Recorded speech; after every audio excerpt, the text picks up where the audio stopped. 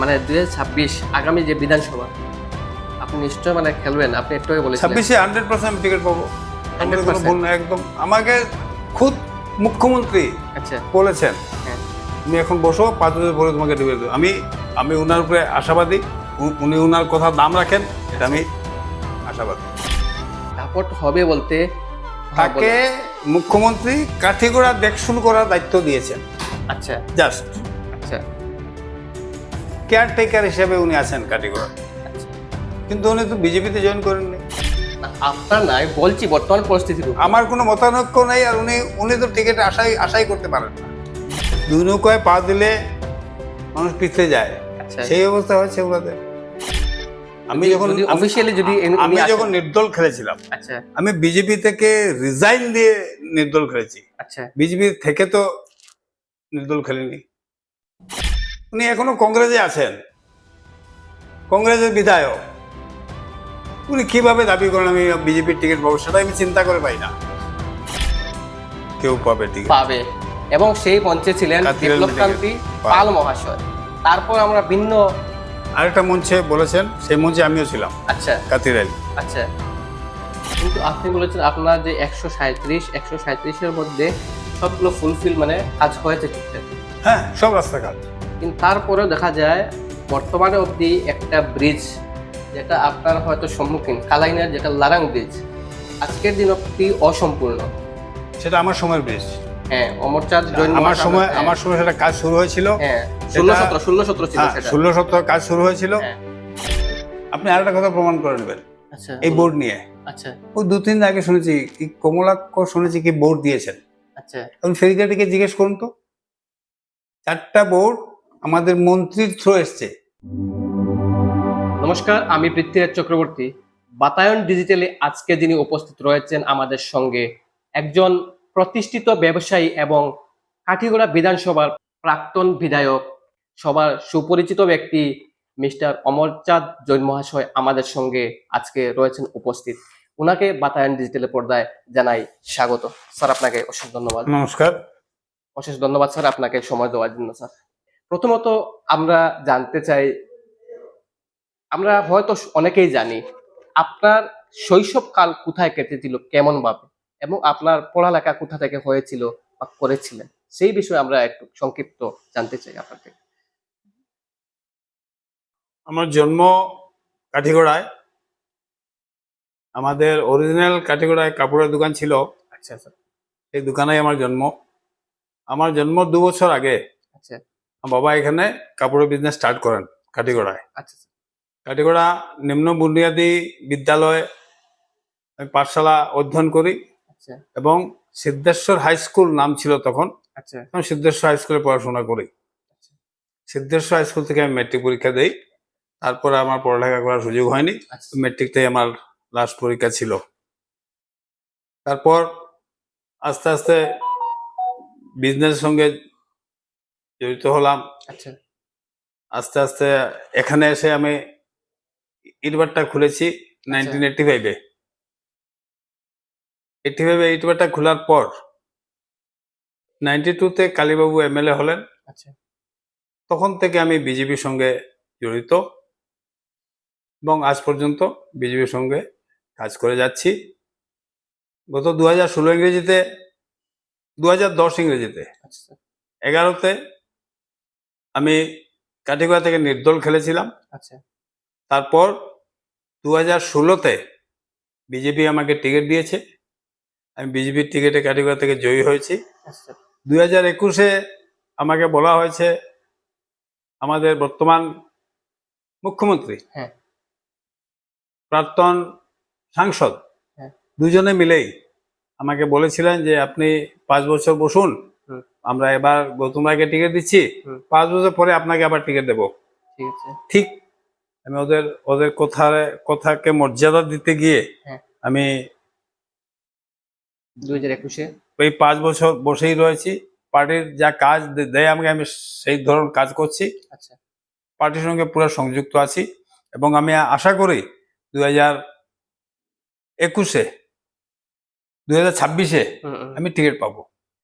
তো স্যার, আপনি বলেছিলেন যে আপনার মানে প্রথম যে রাজনীতি মানে প্ল্যাটফর্মে আসাটা বিজেপির সঙ্গে হয়ে, বিজেপির ভাবে জড়িত হয়ে, তারপর আপনি যে নির্দলীয় প্রার্থিত্ব করেছিলেন প্রতিদ্বন্দ্বিতা 2011 সনে, এবং 11 আপনার প্রতীক চিহ্ন ছিল জগ।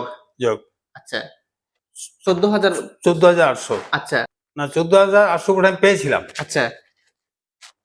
তখন বিজেপি পেয়েছিল 18,000 সামথিং আচ্ছা। এবং কংগ্রেস পেয়েছিল 28,000 সামথিং। আচ্ছা। না ইউডিএফ ইউডিএফ পেয়েছিল 28,000 সামথিং, বিজেপি পেয়েছিল 18,000 সামথিং, আমি পেয়েছিলাম 14,000 সামথিং। আচ্ছা, এই ভোট নিয়ে আপনি কতটুকু তখন মানে স্যাটিসফাইড ছিলেন যে একজন নির্দল প্রার্থী হয়ে আমি খেলেছিলেন? 100% স্যাটিসফাইড। আচ্ছা। কাঠি করা লোক আচ্ছা। আমাকে এভাবে নির্দল হিসাবে যে 14-15,000 ভোট দেবে সেটা আমি আশাও করিনি। আচ্ছা। আচ্ছা। আচ্ছা। আমার আশা অতীত, আমি ভাবছিলাম নির্দল খারাপ 5-7,000 ভোট পাবো, কিন্তু না, আমি আমার আশার থেকে অনেক বেশি পেয়েছি। কাটিগড়ার লোক আমাকে ভালোবাসে, সেটার প্রমাণ আমি 2011-তে পেয়েছি। আচ্ছা, কিন্তু সেই জায়গায় কি হয়েছে, আপনি বলেছেন আপনি বিজেপির সাথে ছিলেন কিন্তু নির্দল থেকে প্রার্থিত্ব করেছিলেন। তো সেই সেই সময় আপনি মানে নির্দল থেকে খেলার কারণটা কি ছিল? সেই সময় আমি বাধ্য হয়ে গেছি। আচ্ছা।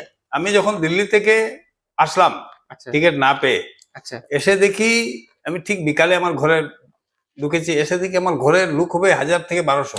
আচ্ছা, মানে আপনার সাপোর্টার। টিকিট না পাওয়ায়, আচ্ছা। টিকিট পেলে যে কত লোক হতো আমি জানি না, টিকিট না পাওয়ায় আমার ঘরে 1,000-1,200 লোক ছিল। ওদের এত আগ্রহ দেখে, ওদের অনুরোধে আমি বাধ্য হয়েছি নির্দল খেলতে। না, আমার আমার কোনো ধরনের ইচ্ছা ছিল না আমি পার্টিকে ছেড়ে খেলবো, কিন্তু আমি ওদের অনুরোধে, ওদের এত আগ্রহ দেখে আমি বাধ্য হয়েছি নির্দল খেলার জন্য। সেই হিসাবে আমি নির্দল খেলেছি।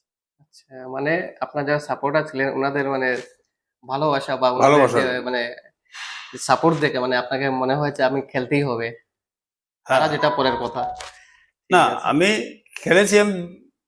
ওই সময় আমি শিওর হয়তো হয়তো আমি জিতবো না, আচ্ছা। তবু ওদের মনে একটা আশা আছে, ঠিক আছে ওদের আশাটা ওরা পূর্ণ করুক, এই হিসাবে খেলেছি। এবং মানে 2026 আগামী যে বিধানসভা আপনি নিশ্চয় মানে খেলবেন, আপনি একটু আগে বলেছিলেন। 26-এ 100% আমি টিকিট পাবো, আমাদের কোনো 100%। ভুল নেই একদম। আমাকে খুদ মুখ্যমন্ত্রী আচ্ছা। বলেছেন, হ্যাঁ। তুমি এখন বসো, 5 বছর পরে তোমাকে ডিবেট দেবো। আমি উনার উপরে আশাবাদী, উনি উনার কথা দাম রাখেন, এটা আমি আশাবাদী যে আমি টিকিট মানে পাবো। আপনি বিশ্বাসী যে আমি 100% বিশ্বাস, 100% পাচ্ছি, খেলবো।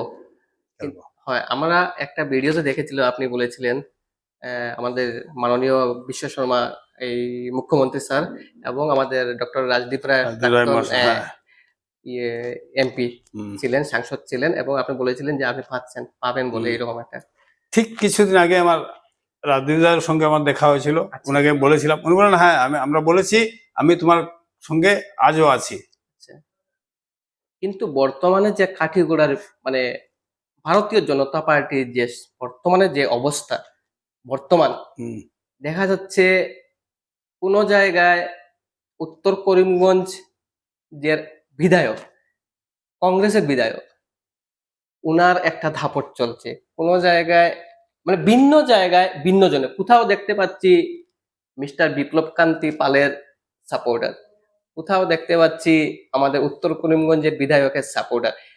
বিজেপির বর্তমানে যে অবস্থা তা নিয়ে কি বলবেন? কোন মানে ভিন্ন জায়গায়, ঠিক আছে স্যার, একটা কাঠিগোড়ার মধ্যে একটা পার্ট দেখা যাচ্ছে বিজেপির বর্তমানে যে রাজনীতির অবস্থা। তো এই বিষয়ে আপনি নিশ্চয়ই মানে 100% গ্যারান্টি দিচ্ছেন যে আপনি টিকিট পাচ্ছেন, খেলবেন, জিতবেন, না, এটা তো শিওর, ঠিক আছে, কিন্তু কিন্তু এই জায়গাটা যে এই মানে পরিস্থিতির উপর আপনি কি বলতে চান? না, 1 নম্বর কথা আপনারা বলেছেন কমলাক্ষর দাপট। ইয়েস। কমলাক্ষ তো এখনো বিজেপিতে জয়েনও করেনি, হ্যাঁ, কিভাবে অবশ্যই। বিজেপি তোর দাপট হবে? দাপট হবে বলতে হ্যাঁ, তাকে বলেন। মুখ্যমন্ত্রী কাঠিগোড়া দেখশুন করার দায়িত্ব দিয়েছেন, আচ্ছা। জাস্ট আচ্ছা। কেয়ারটেকার হিসেবে উনি আছেন কাঠিগোড়াতে, আচ্ছা, কিন্তু উনি তো বিজেপিতে জয়েন করেননি। জয়েন করেন নাই অফিসিয়ালি, কিন্তু কংগ্রেস। আর আর অফিসিয়ালি কংগ্রেস, আর Yes. বিজেপির সিস্টেম আছে, আচ্ছা। বিজেপিতে জয়েন করার 3 বছর পর্যন্ত উনি কোনো এমএলএ টিকিট পাবেন না। আচ্ছা। সে বিজেপির সিস্টেম মতো, আচ্ছা। উনি অ্যাক্টিভ মেম্বার না হলে টিকিট পেতে পারেন না। হ্যাঁ, সেই হিসাবে বলছি, উনি পার্টির অ্যাক্টিভ মেম্বার নন। পার্টি যদি এখন জয়েন করেন 3 বছর পরে উনি অ্যাক্টিভ মেম্বার হবেন। আচ্ছা তারপর উনি টিকিট দাবি করতে পারবেন। আচ্ছা, সে ওনার সঙ্গে তো আমার কোনো আপনার না, আমি বলছি বর্তমান পরিস্থিতির উপর। আমার কোনো মতানৈক্য নেই। আর উনি উনি তো টিকিট আশাই করতে পারেন তারপর আমার হিসাবে, হ্যাঁ আচ্ছা বিজেপির হয়। আচ্ছা, তারপরও বলতে গেলে আমরা বিগত পঞ্চায়েত ইলেকশনে ভিন্ন জায়গায় দেখেছি বিজেপির হয়ে প্রচার চালিয়ে যাচ্ছেন। সেই জায়গায় কিন্তু আবার বিজেপির সিট কিন্তু বিজেপি কিন্তু জিততেও পারেনি, হেরে অনেক গেছে, জায়গায় হেরে হেরেছে। গেছে। একদম কংগ্রেসের বিধায়ক হয়ে, বিজেপির হয়ে, কংগ্রেসের বিধায়ক তিনি কিন্তু প্রচার করছেন বিজেপির হয়ে, বিজেপির ক্যান্ডিডেটের পক্ষে উনি প্রচার চালিয়েছিলেন এবং সেই জায়গায় বিজেপির জয়লাভ হয়নি। আমি আপনার কাঁচা বাংলা একটা কথা বলি, বলুন। দু নৌকায় চললে কি হয়? আচ্ছা দু নৌকায় পা দিলে মানুষ পিছলে যায়, আচ্ছা, সেই অবস্থা হচ্ছে ওনাদের। তো এই জায়গায় বিজেপি কিভাবে অ্যাকসেপ্ট করছে ওনাকে? আমি যখন যদি অফিসিয়ালি যদি আমি উনি যখন আসেন। নির্দল খেলেছিলাম, আচ্ছা আমি বিজেপি থেকে রিজাইন দিয়ে নির্দল খেলেছি। আচ্ছা বিজেপি থেকে তো নির্দল খেলেনি। উনি এখনো কংগ্রেসে আছেন, কংগ্রেসের বিধায়ক। উনি কিভাবে দাবি করেন আমি বিজেপির টিকিট পাবো, সেটা আমি চিন্তা করে পাই না। ওনার তো অবান্তর একটা কথা, এটা কোনো যুক্তি থাকতে পারে না। তাহলে মানুষকে কি বোকা বানানো হচ্ছে? মানুষকে বোকা বানানোই হচ্ছে, আলটিমেটলি বোকা বানানো হচ্ছে।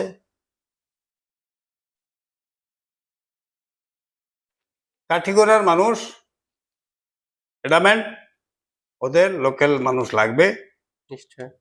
এটাও ঠিক। বিজেপিতে টিকিট লোকাল কাউকে দিতে হবে।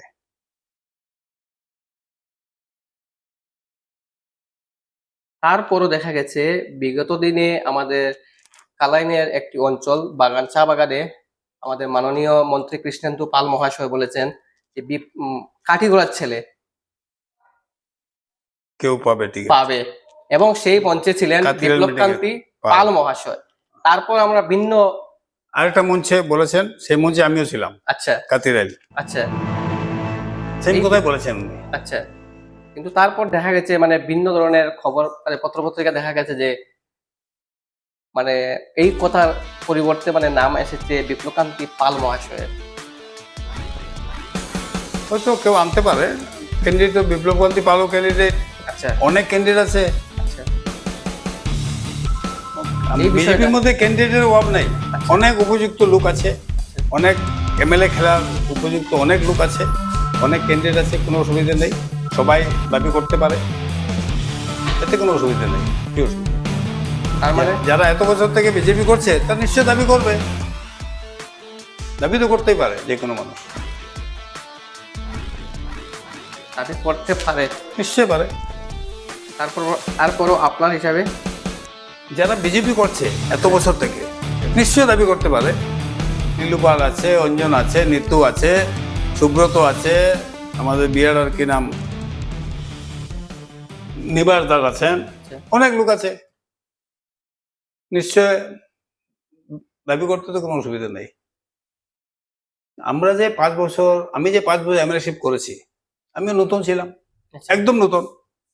আমার শিখতে শিখতে 2 বছর 2.5 বছর চলে গেছে। তারপর এমন শুরু হলো করোনা, এই করোনা আমাদেরকে একদম শেষ করে দিল। তাই তবুও আমি আমার পিরিয়ডে যা কাঠিগড়া যা কাজ করেছি, গত 50 বছরে কাঠিগড়া এরকম কোনো কাজ হয়নি, এক টার্মে এত কাজ হয়নি। আপনার 2016 এবং 16 থেকে 21 পিরিয়ড যা কাজ আমি করেছি, হুম। ডক্টর তখন আমাদের মুখ্যমন্ত্রী ছিলেন সর্বানন্দ সোনোয়াল, হ্যাঁ ওনার সহযোগিতায় অনেক অনেক কাজ কাঠিগড়াতে হয়েছে। এটা গত 40 বছরও 50 বছরও কাঠিগড়াতে এরকম কোনো কাজ হয়নি। এমন 3-4টে প্রকল্প বা ধরুন স্কিম যা আপনার কালে মানে সঠিকভাবে বাস্তবায়িত হয়েছে বলতে গেলে, সব উন্নয়নমূলক। আমার সময় সব স্কিম বাস্তবায়ন হয়েছে। সবচেয়ে বড় একটা স্কিম হয়েছে বিহারা বাজার, যেটা 8-10টা গ্রামের মধ্যে কোনো হসপিটাল ছিল না, মডেল হসপিটাল বানানো হয়েছে বিহারা। সেটার কাজ মোটামুটি কমপ্লিট হয়েছে এতদিনে, মডেল হসপিটাল। কাঠিগড়ায় 2টা সদ্ভাবনা মণ্ডপ বানানো হয়েছে, একটা কাঠিগড়া একটা কালাইন, যেটা গরিব লোকের বিয়ের জন্য এত সুবিধা হবে। আপনি আমি তো বড় লোক, আমরা যদি আমার মেয়ের বিয়ে দিতে শিলচর যাবো না ক্যালকাটা যাব, ওখানে গিয়ে ভালো ইয়ে দেখবো, বিবাহবর্ষ দেখবো, 2 লাখ 3 লাখ 4 লাখ টাকা এক এক রাত্রে লাগে ভাড়া। আমরা এখানে গরিব লোকদের জন্য করেছি, এটা 2 কোটি টাকার বিল্ডিং।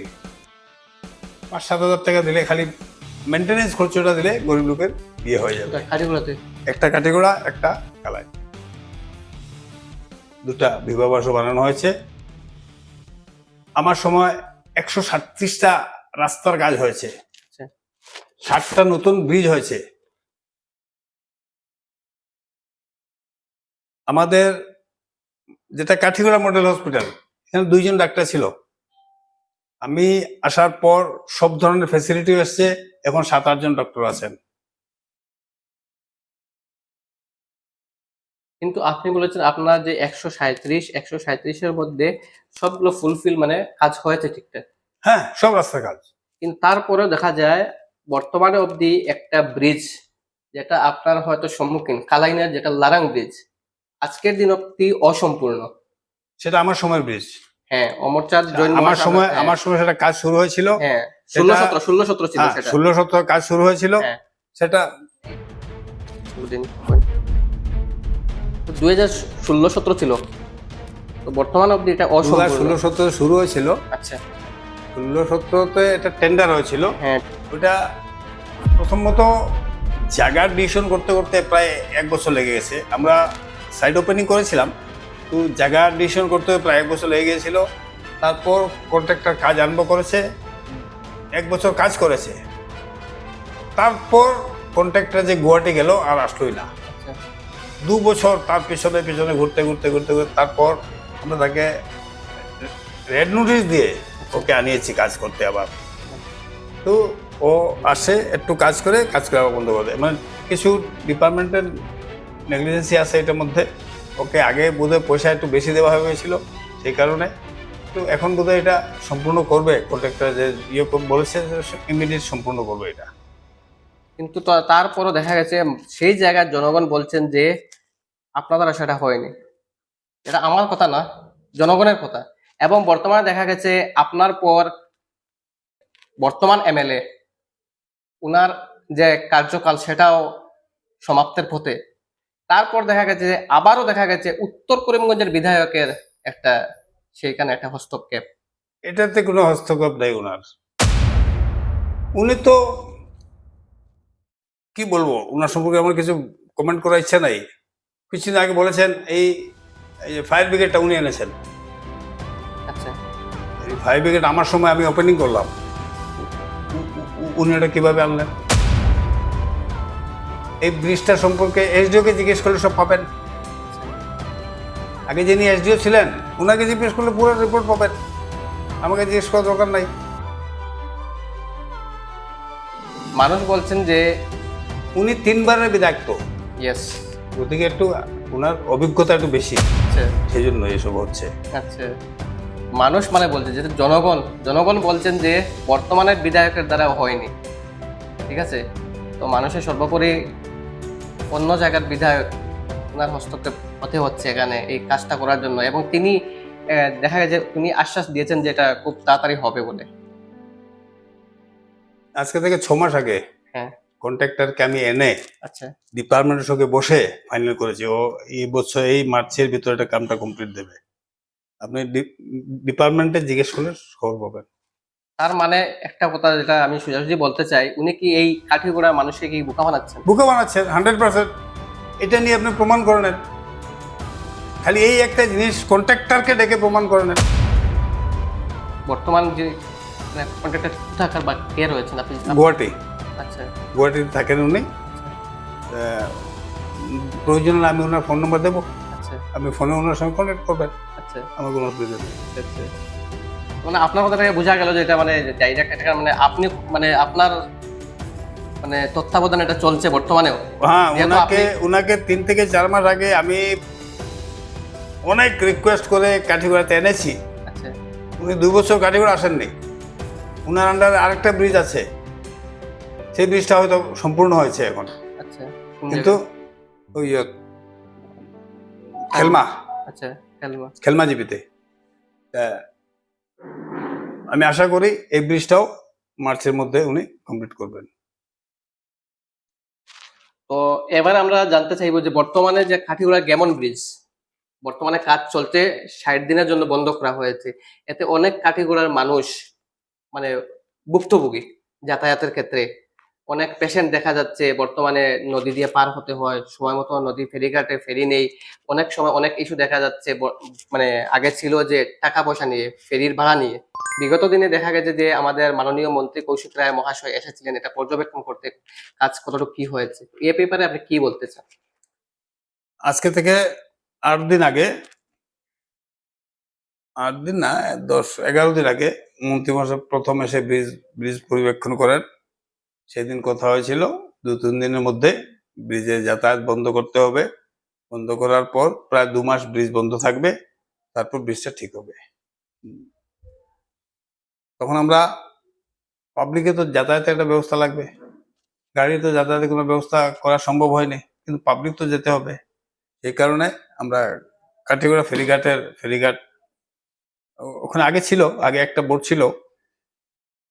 আপনি আর একটা কথা প্রমাণ করে নেবেন আচ্ছা এই বলুন। বোর্ড নিয়ে। আচ্ছা। ওই 2-3 দিন আগে শুনেছি কি কমলাক্ষ শুনেছি কি বোর্ড দিয়েছেন। আচ্ছা। এখন ফেরিঘাটিকে জিজ্ঞেস করুন তো, 4টা বোর্ড আমাদের মন্ত্রীর থ্রু এসছে টোটাল। মন্ত্রী মানে? কৌশিক রায়ের। আচ্ছা। 2টা এখানে, আচ্ছা।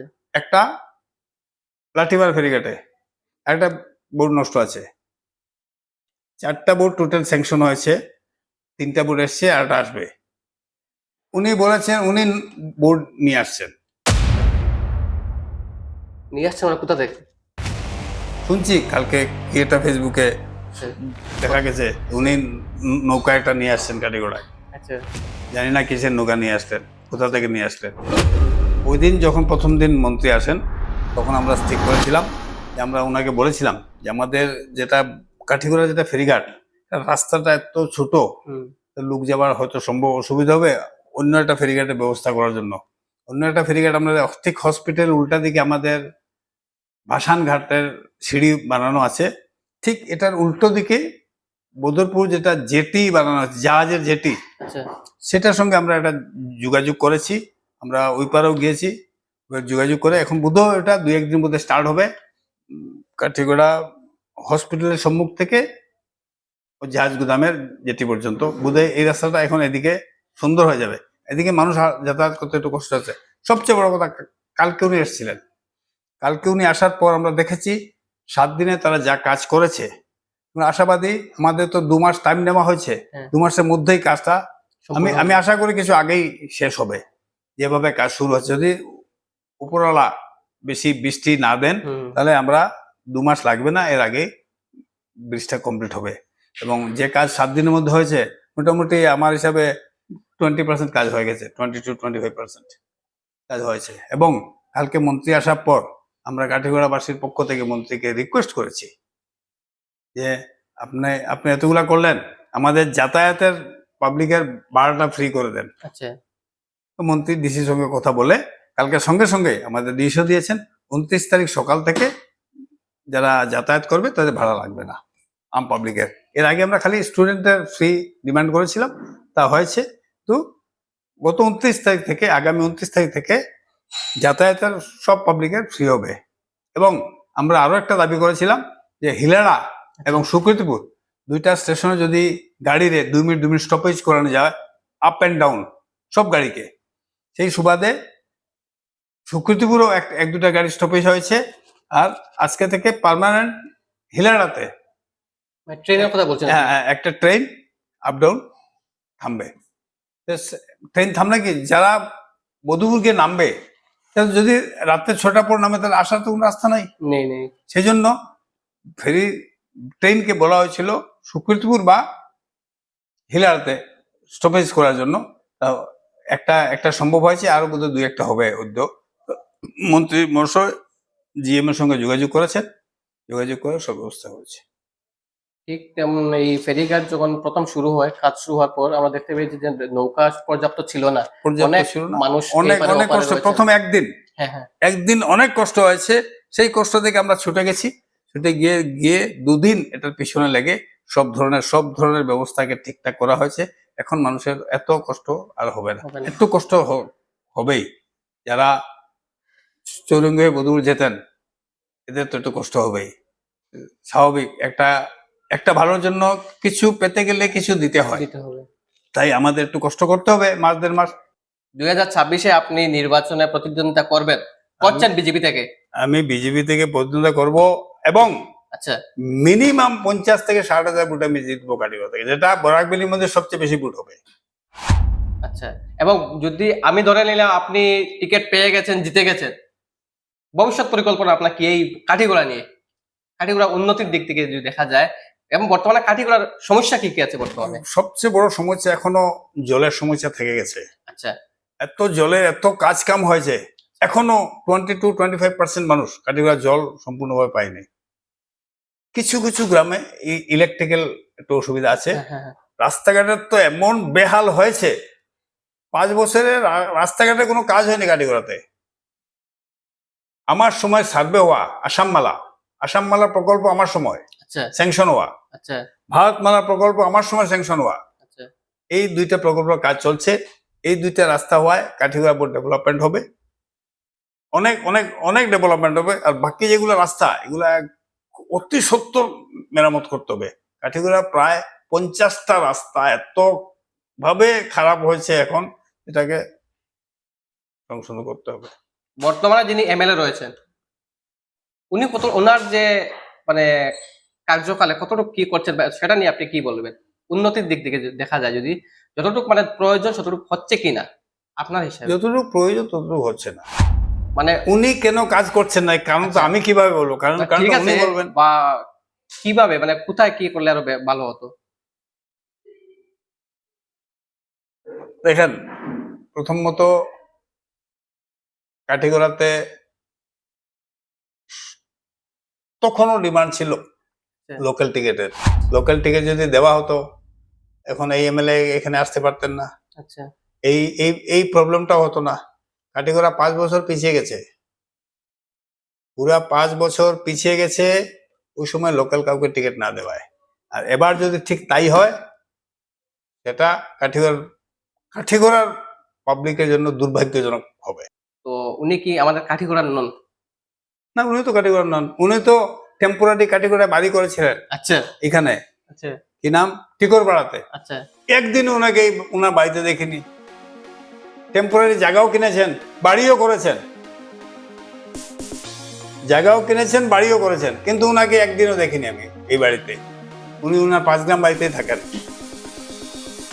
সেইভাবে গৌতম রায় এসেও কালাইনে ঘরটা ভাড়া নিয়েছিলেন, ওই 5 গ্রামে কি একটা ভাড়া নিয়েছিলেন, আচ্ছা কাঠিগড়ায় কি একটা ভাড়া নিয়েছিলেন। খালি ভাড়া নিলে আর জায়গা কিনলে মাটি ফুটা মানুষ হওয়া যায় না। আচ্ছা কাঠিগড়া সম্পর্কে আপনাকে জানতে হবে, কাঠিগড়ার কি দুঃখ আছে সেটা জানতে হবে। খালি আমি গেলাম, ট্রান্সফার দিয়ে দিলাম, ওনাকে 5,000 টাকা চেক দিয়ে দিলাম, চেক দিলে হয় না, লাঘব হয় না। আরে ভারত সরকার তো 5 লক্ষ টাকার জীবন বীমা দিয়ে রেখেছে, আপনার অসুখ হলে আপনি যে কোনো মতে ট্রিটমেন্ট করতে পারবেন। কাঠিগড়ার লোক চায় কাঠিগড়ার মানুষ হোক, কাঠিগড়ার দুঃখটা বুঝুক। আচ্ছা, তো বর্তমানে আমি আবারও বলছি, উত্তর করিমগঞ্জের যিনি বিধায়ক, উনাকে নিয়ে যে মানে জল্পনা কল্পনা চলছে কাঠিগোড়ায়, কাঠিগড়ায় কোনো জল্পনা চলছে না। আপনার কাঠিগড়ায় বিজেপির মহলে কোনো জল্পনা নাই।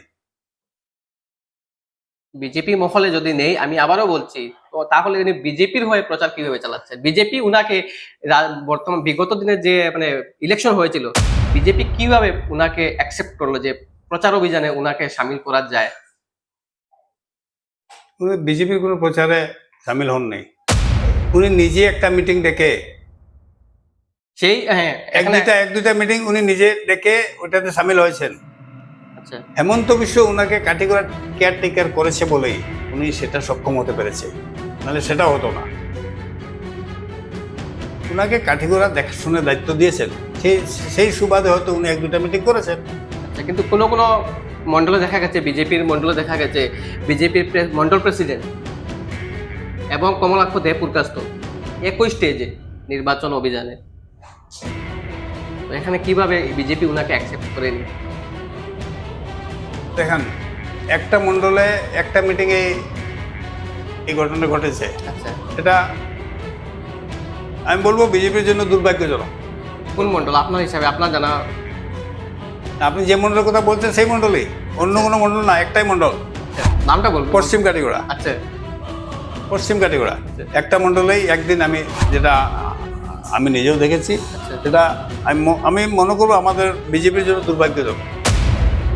কংগ্রেসের বিধায়ক, আচ্ছা, আর একদিক দিয়ে দুর্ভাগ্যজনক, আরেক দিক দিয়ে বলবো আমার ভাগ্য ভালো, কংগ্রেসের লোক এসে বিজেপি প্রচার করছে, সেটাও বলতে পারি। আচ্ছা।